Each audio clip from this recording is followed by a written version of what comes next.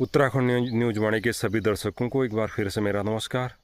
तो साथियों, उम्मीद करता हूं कि आप सब ठीक होंगे। साथियों, जैसे आप जानते हैं, हमारे देश में बहुत सारी नियुक्तियां ऐसी होती हैं जो भारत सरकार द्वारा करी जाती हैं, जिनका पीछे गहन अध्ययन होता है और एक डिटेल एनालिसिस होती है। उसके बाद ही वो सिलेक्शन फाइनल किया जाता है। इसी में से एक सिलेक्शन हो जाता है chief of the army staff का। और भारत सरकार ने ये डिक्लेरेशन करा है कि जो हमारे नए आर्मी स्टाफ होंगे, नए आर्मी चीफ होंगे, उनका नाम है लेफ्टिनेंट जनरल धीरज सेठ, जो कि कोर ऑफ आर्मर्ड से आते हैं, एक बेहतरीन ऑफिसर हैं और जिनकी नियुक्ति हो चुकी है। तो दोस्तों, उनका सिलेक्शन बहुत ख़ास इसलिए भी हो जाता है क्योंकि एज आर्मी चीफ उनसे उम्मीद रहती है कि वो आर्मी के कंसर्न को अच्छे से समझें और साथ ही देश की सुरक्षा के लिए बेहतरीन काम करें। और क्योंकि उत्तराखंड राज्य से हमारी 3 रेजिमेंटें भारतीय सेना की जुड़ी हुई हैं, तो इसलिए और भी खास हो जाता है कि उनका जो भी डिसीजन होगा वो डायरेक्टली इनडायरेक्टली कहीं ना कहीं उत्तराखंड के जनमानस को इम्पैक्ट करेगा। हालांकि आर्मी में लंबे टाइम से बहुत चैलेंजेस आ रहे हैं, जैसे खासकर जो अग्निवीर स्कीम है, इसका एडजस्टमेंट अभी तक फाइनलाइज नहीं हुआ है। कैसे सरकार इसको क्या करना है, इनका टेन्योर बढ़ाया जाएगा, कितना % लिए जाएंगे, अभी कोई एक इस पर फाइनल रोड मैप नहीं हुआ है। साथ ही ऑफिसर्स की कमी तो काफ़ी लंबे टाइम से चली आ रही है। अर्ली रिटायरमेंट भी इशू है। उसके बाद गवर्नमेंट ऑफ इंडिया बोलती है कि जो हमारा रक्षा बजट है, इसका मैक्सिमम पार्ट तो पेंशन और सैलरीज में चला जाता है, तो हम मॉडर्नाइजेशन कैसे करेंगे। तो देखना पड़ेगा कि रक्षा बजट में कितना बढ़ोतरी होती है, क्या सरकार करती है कि जो रक्षा बजट अच्छे से बढ़ाया जाए। उसके साथ ही जिस तरीके से हमारी सेना की डाइवर्स वर्किंग कंडीशंस हैं, वो चाहे माउंटेन वॉरफेयर हो या हाई एल्टीट्यूड वॉरफेयर हो या फिर टेरेन वॉरफेयर हो, तो वो भी देखने वाली बात है।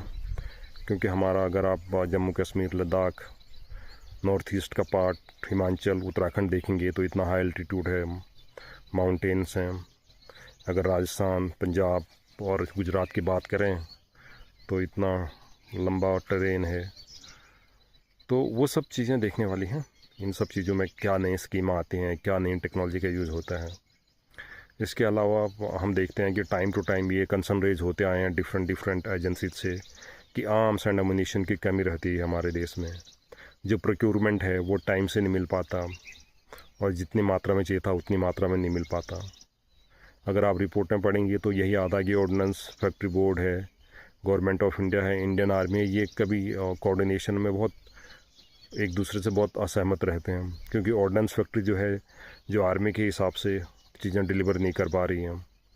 अगर विदेश से भी जो प्रोक्योरमेंट आता है तो उसमें भी काफ़ी डिले रहता है। हालांकि मेक इन इंडिया में जो चल रहा है, विकसित भारत और विकसित भारत में जो भी स्कीम है गवर्नमेंट ऑफ इंडिया की, तो उसमें भी देखते हैं कितना क्या कर पाते हैं। हालांकि काफ़ी चीज़ें ऐसी हैं जो हम खुद देश में बनाने लगे हैं अभी। तो किस तरीके से पूरे जो हमारा सप्लाई है आर्म्स एंड एमुनिशन का, प्रोक्योरमेंट का, वो टैकल होगा। इसके अलावा जिस हिसाब से आजकल साइबर वॉरफेयर की बातें चल रही हैं, ड्रोन वॉरफेयर की बातें चल रही हैं, तो वो भी देखना पड़ेगा उसमें किस लेवल का इन्वेस्टमेंट गवर्नमेंट करती है, किस लेवल का इन्वेस्टमेंट आर्मी करती है, क्या उनका कोऑर्डिनेशन रहता है। कोई बड़ी बात नहीं, आने वाले 2-4 सालों में या कुछ सालों में हमें ये भी सुनाई पड़े कि अब बॉर्डर पे AI एजेंट डिप्लॉय होंगे, तो कोई बड़ी बात नहीं। जिस हिसाब से पूरे वर्ल्ड में टेक्नोलॉजी का शिफ्ट आ रहा है, तो ये भी देखना पड़ेगा कि टेक्नोलॉजी का आप मैक्सिमम कितना यूज़ कर सकते हैं। और साथ ही टेक्नोलॉजी का इस्तेमाल करने के साथ साथ जो हमारे एग्जिस्टिंग मैन पावर है, तो उसको किस लेवल पर हम मेंटेन कर पाएंगे। क्योंकि टेक्नोलॉजी कितना ही एडवांस हो जाए, उसको चलाने और उसको ठीक करने के लिए आदमी भी चाहिए आपके पास। तो उस तरीके से जो स्किल इन्हेंसमेंट है, जो भी रिक्वायरमेंट है, वो भी आर्मी को देखनी पड़ेगी। अपने सोल्जर से अपने ऑफिसर को कैसे ट्रेन करते हैं फर्दर। तो ये अपॉइंटमेंट बहुत खास है दोस्तों, और मैं उम्मीद करता हूँ कि आने वाला टाइम में धीरज सेठ साहब के कार्यकाल में हमारी सेनाएं बहुत आगे जाएंगी और जो भी आर्मी की डिमांड रहते हैं टाइम टू टाइम, उनको भारत सरकार पूरा करेगी। और हमारी जो सेना है वो दुनिया की सर्वश्रेष्ठ सेनाओं में से एक तो ही है। मैं उम्मीद करता हूँ कि हमारी सेना सर्वश्रेष्ठ सेनाओं में सबसे टॉप पर रहे। In terms of moral, courage and patriotism तो कोई कमी नहीं है। बस ये है कि हमारा अगर डिफेंस बजट तकड़ा हो, फैसिलिटी तकड़ी हो, तो फिर कोई मुकाबला ही नहीं है। जय हिंद, जय भारत।